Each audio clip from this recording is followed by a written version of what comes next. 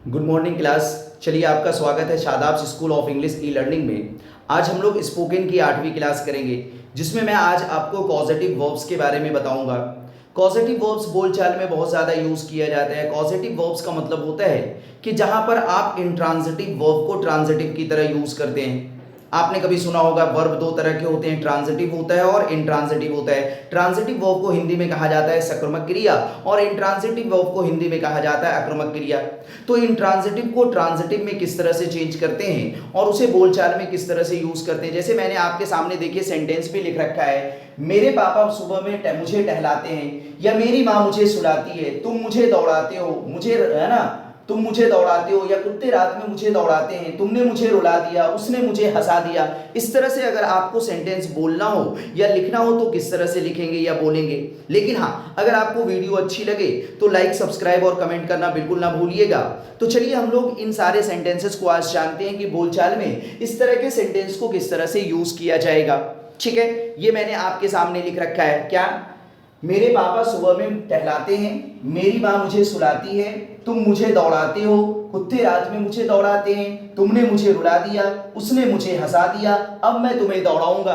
मैंने तीनों टेंस में सेंटेंस लिखा है, प्रेजेंट में, पास्ट में और फ्यूचर में, है ना। और इस तरह के वाक्य जो है आप बोलचाल में बहुत ज्यादा यूज करते हैं और कभी कभी लिखने की भी जरूरत पड़ती है आपको। तो किस तरह से आप बोलेंगे या लिखेंगे, चलिए आज इसके बारे में हम लोग बात करते हैं। अभी मैं इन सारे सेंटेंसेस को आपके सामने इंग्लिश में लिखूंगा तो आप समझ जाएंगे। चलिए देखिए इसका फॉर्मेशन क्या होता है, इसका रूल क्या होता है, किस तरह से आप इसे सेंटेंस में यूज करेंगे। चलिए देखिए, तो अगर आपको प्रेजेंट में बात करनी है, ठीक है जी, किस में बात करनी है, प्रेजेंट में बात करनी है, तो सबसे पहले आप क्या करेंगे, है ना, सब्जेक्ट लिखेंगे। लेकिन हाँ, मैं लिख दे रहा हूं, इन सारे वर्ब्स को किस नाम से जाना जाता है, कॉजेटिव।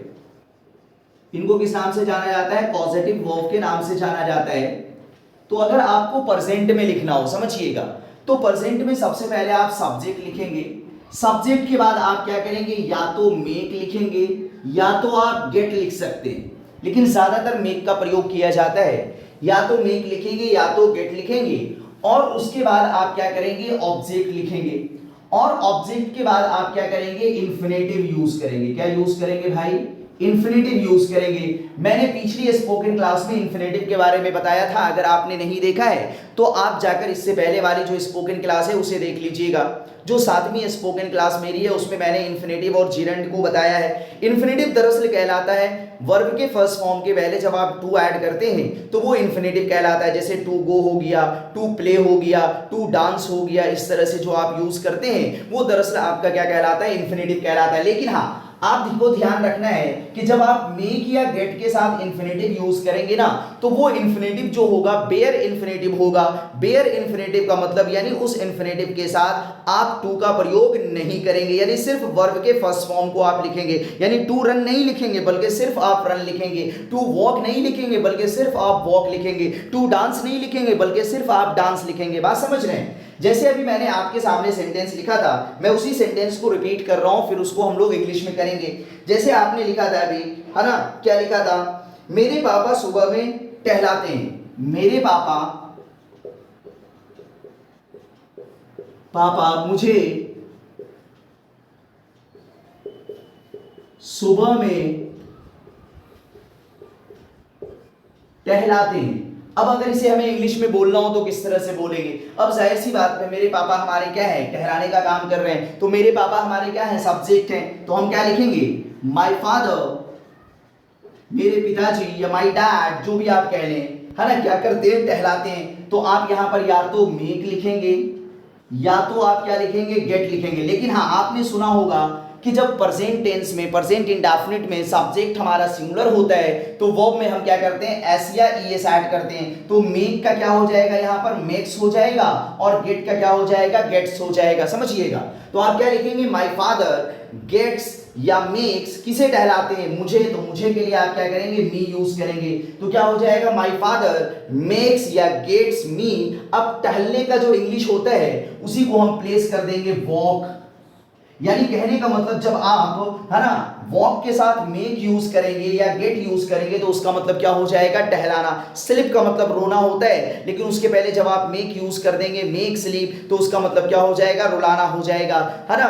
लाफ का मतलब हंसना होता है, लेकिन जब उसके पहले मेक या गेट यूज कर लेंगे तो उसका मतलब क्या हो जाएगा, हंसाना हो जाएगा। डांस का मतलब नाचना होता है, लेकिन जब उसके पहले मेक या गेट यूज कर लेंगे, मेक डांस या गेट डांस, तो इसका मतलब क्या हो जाएगा, नचाना हो जाएगा। इसी को दरअसल हम किस नाम से जानते हैं, कॉजेटिव वर्ब के नाम से जानते हैं। तो सेंटेंस हमारा देखिए क्या हो जाएगा, माय फादर मेक्स या गेट्स मी वॉक, है ना। कब टहलाते हैं, सुबह में, तो इन द मॉर्निंग। बात समझ रहे हैं, क्या लिखेंगे, इन द मॉर्निंग, ये हो जाएगा सेंटेंस। माय फादर मेक्स या gets me walk in the morning. इसी तरह से मैंने आपके सामने सेंटेंस अभी लिखा था, मेरी माँ मुझे सुलाती है, क्या, मेरी माँ मुझे सुलाती है। अब जाहिर सी बात है, मेरी मां हमारा क्या है, सब्जेक्ट है, तो क्या हो जाएगा, माय मदर, है ना, माय मदर। और उसके बाद यहां पर भी हम क्या लिखेंगे, या तो मेक्स लिखेंगे या फिर गेट्स लिखेंगे। बात समझ रहे हैं, या फिर अगर आपको बोलना हो तो आप क्या बोलेंगे, या तो मेक्स बोलेंगे या तो गेट्स बोलेंगे। समझ रहे हैं, किसे सुलाती है, मुझे सुलाती है, तो मी लिखेंगे। और सोने की इंग्लिश क्या होती है, स्लीप होती है। तो अभी मैंने आपके सामने कहा कि स्लीप के पहले मेक लगा देंगे तो उसका मतलब क्या हो जाएगा, सुलाना हो जाएगा। तो आप लास्ट में क्या लिख देंगे, स्लीप लिख देंगे, वर्ब का फर्स्ट फॉर्म, यानी जो कि इंफिनिटिव है लेकिन जिसका टू हमारा क्या है, छुपा हुआ है। तो हमारा सेंटेंस क्या हो जाएगा, माय मदर मेक्स या गेट्स मी स्लीप, मेरी माँ मुझे क्या करती है, सुलाती है। या फिर अगर कहना हो, तुम मुझे दौड़ाते हो, तुम मुझे दौड़ाते हो। बात समझिएगा। अब इसे अगर इंग्लिश में बोलना हो तो क्या होगा, तुम के लिए हम क्या बोलेंगे, यू बोलेंगे, है ना। और यू के साथ क्या होता है, वर्ब का फर्स्ट फॉर्म यूज करते हैं, या तो मेक लिख देंगे या तो गेट लिख देंगे। और मुझे के लिए हम क्या लिखेंगे या बोलेंगे, मी, है ना। यू मेक या गेट मी। और दौड़ना का क्या होता है, रन। तो जब मेक के साथ आपने रन लिखा तो इसका मतलब क्या हो जाएगा, दौड़ाना। सेंटेंस क्या कहलाएगा, यू मेक या गेट मी रन, तुम मुझे दौड़ाते हो। बात समझ रहे हैं। तो प्रेजेंट में जब हमें इस तरह से कहना हो तो हम जो भी इंट्रांजिटिव वर्ब हमारा है उस इंट्रांजिटिव वर्ब के पहले हम क्या करेंगे, मेक या गेट यूज कर लेंगे। लेकिन हाँ, इसी को अगर पास्ट में कहना हो तो जाहिर सी बात है, ये मेक हमारा क्या हो जाएगा, मेड हो जाएगा, और गेट हमारा क्या हो जाएगा, गॉट हो जाएगा। बाकी आपको कुछ नहीं करना है। उसी तरह से वर्ब के फर्स्ट फॉर्म को आपको लास्ट में क्या कर देना है, ऑब्जेक्ट के बाद प्लेस कर देना है। जैसे उसे भी हम लोग सेंटेंस में देखते हैं। चलिए मैं इसे रब कर रहा हूं, है ना, और राइट डाउन जरूर कर लीजिएगा, ठीक है। जो जल्दी में ना लिख पाए तो आप मुझे पॉज करके लिख सकते हैं। चलिए देखते हैं आगे, हम लोग पास्ट की हम लोग बात करेंगे, ठीक है। चलिए देखिए भाई, तो प्रेजेंट में हम इस तरह से करेंगे। अगर हमें पास्ट में यूज करना है तो जाहिर सी बात है, पास्ट के लिए हम क्या करेंगे, मेक का क्या कर देंगे, मेड कर देंगे, और गेट का क्या कर देंगे, गॉट कर देंगे। बात समझिएगा, हम मेक का क्या करेंगे, मेड कर देंगे, और गेट का क्या करेंगे, गॉट कर देंगे। बात समझ रहे हैं। और उसके बाद ऑब्जेक्ट होगा, फिर आपका इंफिनिटिव, जिसको कि विदाउट टू के आप लिखेंगे। जैसे अगर सेंटेंस कहा जाए, तुमने मुझे रुला दिया, तुमने मुझे रुला दिया, इस तरह से अगर आपको इंग्लिश में बोलना हो तो जाहिर सी बात है, तुमने के लिए आप क्या बोलेंगे, यू बोलेंगे, है ना। और पास्ट में रुला दिया यानी पास्ट इंडेफिनिट की हम बात कर रहे हैं, तो हम यहां पर क्या लिखेंगे, मेड लिखेंगे। या फिर आप गॉट भी लिख सकते हैं, किसे रुला दिया, मुझे रुला दिया, तो मुझे के लिए आप क्या करेंगे, मी बोलेंगे, है ना। यू मेड मी या यू गॉट मी। अब रोने की इंग्लिश क्या होती है, क्राई होती है ना। तो उसमें उसको जब आपने मेड के साथ यूज किया तो उसका मतलब क्या हो जाएगा, रुलाना हो जाएगा। तो यू मेड मी क्राई, ये हो जाएगा सेंटेंस। तुमने मुझे रुला दिया, यू मेड मी क्राई। उसने मुझे हंसा दिया, अगर हमें कहना हो उसने मुझे हंसा दिया, अगर आपको ये कहना हो तो जाहिर सी बात है, उसने के लिए आप क्या बोलेंगे, ही बोलेंगे, है ना। और उसके लिए चूंकि पास्ट में है तो मेड आप लिख देंगे, है ना, या मेड बोलेंगे। या फिर आप गॉट भी यूज कर सकते हैं, ही मेड, किसे हंसा दिया, मुझे हंसा दिया। अब हंसने की इंग्लिश क्या होती है, लाफ। तो लाफ को लास्ट में प्लेस कर देंगे। ही मेड मी लाफ, उसने मुझे क्या कर दिया, हंसा दिया, ये सेंटेंस हो जाएगा। बात समझ रहे हैं? इसी तरह से कहा जाए डॉक्टर ने मुझे चलाया, अगर आपको कहना हो डॉक्टर ने मुझे चलाया, इसे अगर इंग्लिश में बोल रहा हूं तो जाहिर सी बात है डॉक्टर हमारा सब्जेक्ट है, तो हम क्या कहेंगे, द डॉक्टर। अब चूंकि पास्ट में है तो यहां पर भी हम क्या बोलेंगे, मेड बोलेंगे, या फिर हम क्या बोलेंगे, गॉट बोलेंगे, है ना। द डॉक्टर मेड मी या गॉट मी। अब चलने की इंग्लिश क्या होती है, वॉक, तो जब मेड के साथ वॉक लग गया तो इसका मतलब क्या हो जाएगा, चलाना। तो क्या हो जाएगा, the doctor made me walk, यानी डॉक्टर ने मुझे क्या किया, चलाया, ये मतलब हो जाएगा।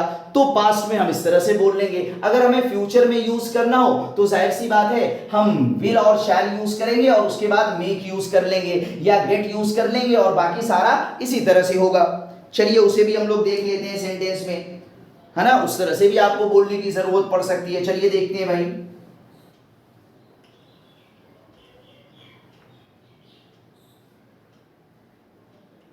है ना। हम लोगों ने प्रेजेंट के बारे में जान लिया, पास्ट के बारे में जान लिया, अब हम लोग फ्यूचर के बारे में जानेंगे भाई। अगर आपको फ्यूचर में कॉजेटिव वर्ब्स का प्रयोग करना हो तो जाहिर सी बात है फ्यूचर में आप क्या करेंगे, सब्जेक्ट लिखेंगे, बात समझ रहे हैं। और सब्जेक्ट के बाद आप क्या करेंगे, विल और शैल का प्रयोग करेंगे सब्जेक्ट के अकॉर्डिंग।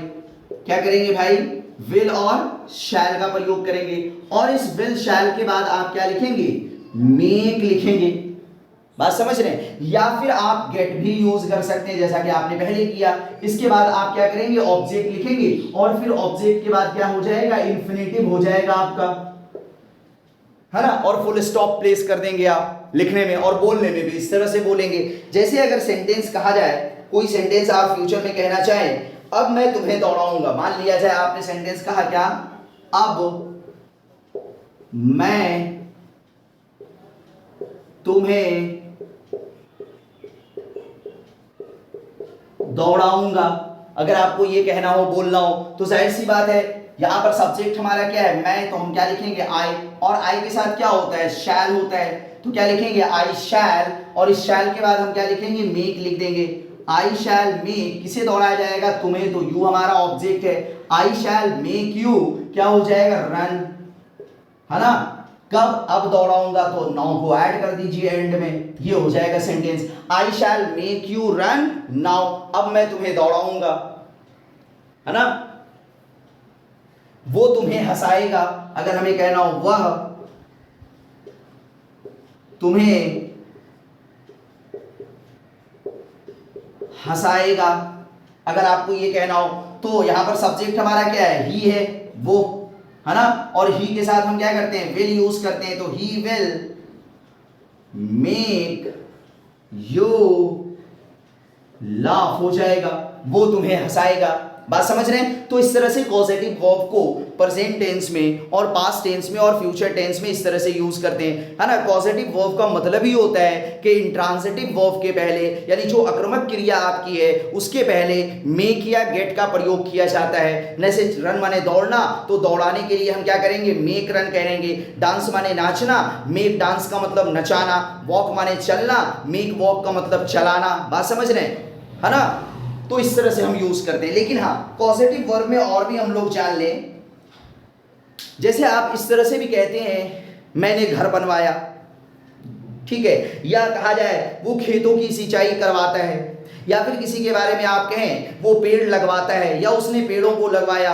अगर आपको इस तरह से बोलना हो तो किस तरह से बोलेंगे उसे भी जान लेते हैं हम लोग भाई। चलिए देखिए, उसे भी हम समझ लें।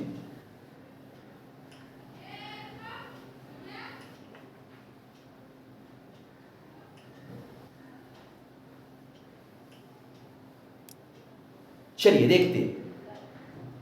जैसे कहा जाए मैं पौधे लगवाता हूं, मैं सेंटेंस लिख रहा हूं आपके सामने पहले, मैं पौधे लगवाता हूं। अगर इस तरह के सेंटेंस आपको बोलना हो, या आपको बोलना हो वो खेतों की सिंचाई करवाता है, वह खेतों की सिंचाई करवाता है ना। इस तरह से अगर सेंटेंस आपको बोलना हो तो इसका फॉर्मेशन किस तरह से होगा समझिएगा। हम क्या करेंगे, सबसे पहले सब्जेक्ट लिखेंगे और सब्जेक्ट के अकॉर्डिंग या तो हम हैव का प्रयोग करेंगे या तो हम हैज का प्रयोग करेंगे। बात समझ रहे हैं, हैव या हैज का प्रयोग करेंगे, ठीक है। या फिर आप चाहें तो गेट या गेट्स का भी प्रयोग कर सकते हैं भाई, हैव की जगह पर गेट और हैज की जगह पर गेट्स, आप ऐसे भी कर सकते हैं। हैव की जगह पे गेट है ना, और हैज की जगह पे गेट्स भी आप लिख सकते हैं, ये भी लिखा जा सकता है। तो सब्जेक्ट के बाद हैव हैज है ना, या फिर आप गेट या गेट्स यूज कर सकते हैं सब्जेक्ट के अकॉर्डिंग। उसके बाद आप क्या करेंगे, ऑब्जेक्ट लिखेंगे, जो भी ऑब्जेक्ट होगा। और फिर ऑब्जेक्ट के बाद हम क्या करते हैं, वर्ब के थर्ड फॉर्म यानी पास्ट पार्टिसिपल को लिखा जाता है। किसको लिखा जाता है, वर्ब का थर्ड फॉर्म, जिसको कि आप किस नाम से जानते हैं, पास्ट पार्टिसिपल के नाम से जानते हैं, समझिएगा। ये लिखा जाएगा। जैसे मान लिया जाए आपने जो ऊपर सेंटेंस लिखा है, मैं पौधे लगवाता हूं, तो जाहिर सी बात है मैं लगवाता हूं तो हमारा सब्जेक्ट क्या है, आई है।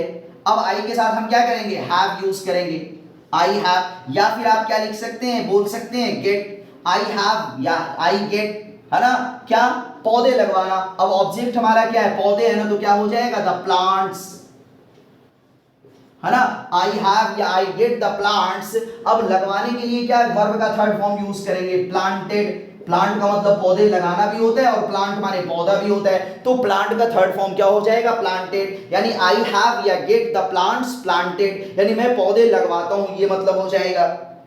बात समझ रहे हैं, वो खेतों की सिंचाई करवाता है, तो अब जाहिर सी बात है वो खेतों की सिंचाई करवाता है, तो वह के लिए आप ही यूज करेंगे और ही के अनुसार आप क्या करेंगे, हैज लिखेंगे। या फिर अगर गेट यूज करना चाह रहे हैं तो आप क्या करेंगे, गेट में एस लगा देंगे, ही हैज या ही गेट्स, आप ये बोल सकते हैं, ही हैज या गेट्स द फील्ड,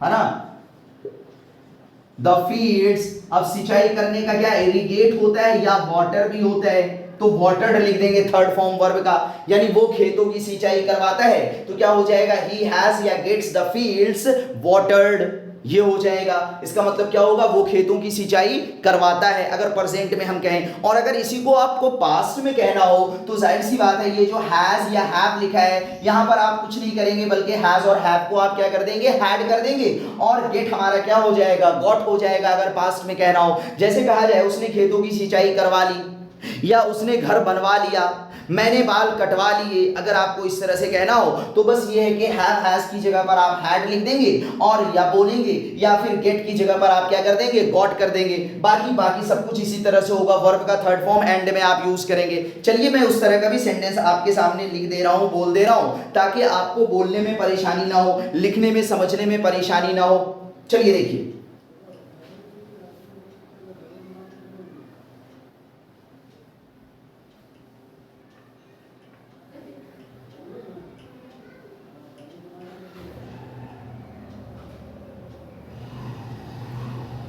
चलिए देखिए जी, अगर आपको पास्ट में कहना हो, जैसे कहा जाए मैंने घर बनवाया, मैंने घर बनवाया, है ना, मैंने घर बनवाया। ये कहा जाए उसने बाल कटवाए, उसने बाल कटवाए, ठीक है। या फिर कहा जाए तुमने पेड़ लगवाया, तुमने पेड़ लगवाया। अगर इस तरह से आपको बोलना हो तो जाहिर सी बात है आप पास्ट में बोलेंगे ना, तो जहां पर हैव हैज यूज कर रहे हैं वहां पर आप हैड यूज कर लें। यानी आप सबसे पहले सब्जेक्ट लिखेंगे, फिर सभी सब्जेक्ट के लिए या तो हैड या तो गॉट, फिर आपका क्या हो जाएगा, ऑब्जेक्ट हो जाएगा। फिर उसके बाद वर्ब का थर्ड फॉर्म, जिसको हम पास्ट पार्टिसिपल के नाम से जानते हैं, आप ये यूज कर लेंगे भाई। बात समझ रहे हैं। चलिए जैसे मान लिया जाए आपने लिखा मैंने घर बनवाया, तो हमारा सब्जेक्ट क्या है, आई है ना, आई के साथ हम क्या करेंगे, हैड बोलेंगे, आई हैड। अब हमारा ऑब्जेक्ट क्या है, घर है, तो क्या हो जाएगा, आई हैड माय, है ना, हाउस। वर्ब का थर्ड फॉर्म बिल्ड का क्या होता है, बिल्ट, है ना, I had my house built, मैंने अपना घर बनवाया, ठीक है। इसी तरह से कहा जाए उसने बाल कटवाए, तो हम उसने के लिए क्या लिखेंगे, ही। फिर उसके बाद क्या हो जाएगा, या तो हैड या गॉट भी आप बोल सकते हैं, है ना, ही हैड या गॉट, है ना, ठीक है। हिज हेयर,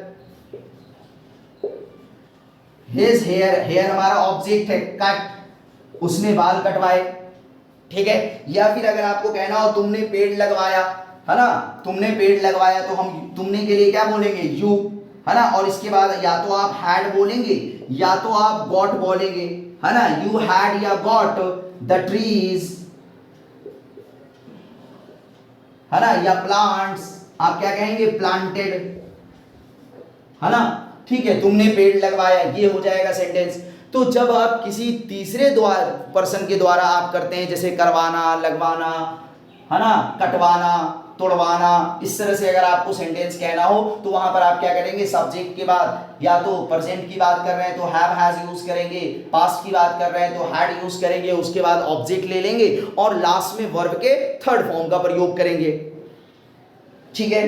इसी तरह से अगर आपको कहना हो उसे बाल कटवाना चाहिए, या फिर अगर आप कह सकते हैं वो पेड़ कटवा सकता है, आपको इस तरह से बोलना हो तो जाहिर सी बात है उसमें भी कुछ नहीं करना है, बस ये जो हैव हैज है उसके पहले आप कैन या शुड वगैरह यूज कर लेंगे। जैसे मैं एक आध सेंटेंस उससे भी रिलेटेड लिख दे रहा हूं, बोल दे रहा हूं आपके सामने ताकि आप जान लें जी। चलिए देखिए, जैसे अगर आपने कहा उसे बाल कटवाना चाहिए, अगर आपको इस तरह से बोलना हो तो जाहिर सी बात है चाहिए के लिए शुड ऐड कर देंगे और कुछ नहीं करना है। हम क्या लिखेंगे, ही शुड, और इसी शुड के आगे हम क्या करेंगे, हैव लिख देंगे, ही शुड हैव, है ना, हिज हेयर कट। आपने कुछ नहीं किया, देखिए वर्ब का थर्ड फॉर्म कट लिख रहे हैं, उसके पहले ऑब्जेक्ट लिख रहे हैं, हैव भी यूज कर रहे हैं, बस यहां पर क्या कर लिया है, शुड यूज कर लिया है। या फिर जैसे कहा जाए वो पेड़ कटवा सकता है, वह पेड़ कटवा सकता है, अगर आपको ये बोलना है तो जाहिर सी बात है आप क्या बोलेंगे, ही कैन, आप यहां पर कैन को ऐड कर दीजिए, he can have the tree,